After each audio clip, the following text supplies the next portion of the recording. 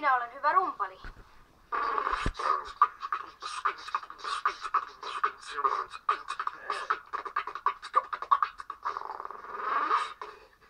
Minkä epelin sinä tänne toit?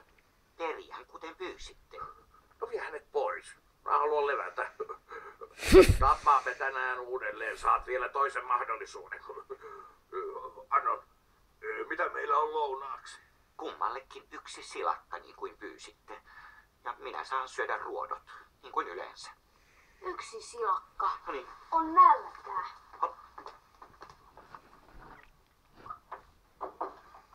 Minä olen kuullut huhuja, että Ristosta on tulossa perijä. Kyllä se oli aikamoinen yllätys. Meidän elämämme varmasti muuttuu. Siellä linnassa, jonka Risto peri, siellä on aivan valtavasti siivottavaa. Onneksi siellä on palvelusväkeä. Missä se linna on? Sevillassa, Espanjassa. Niin kaukana. Muutatko sinäkin sinne? Tietenkin. Ja Risto voi yksin asua linnassa. Eipä tietenkään.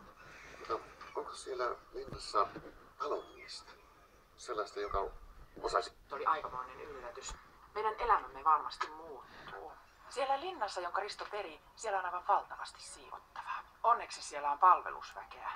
Missä se linna on? Sevillassa, Espanjassa. Niin kaukana. Muutatko sinäkin sinne? Tietenkin. Ja Risto voi yksin asua linnassa. Eipä tietenkään. Mutta onko siellä linnassa talonmiestä?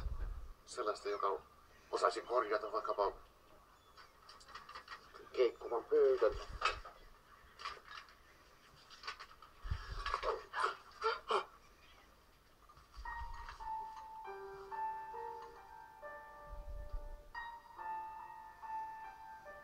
Lennart.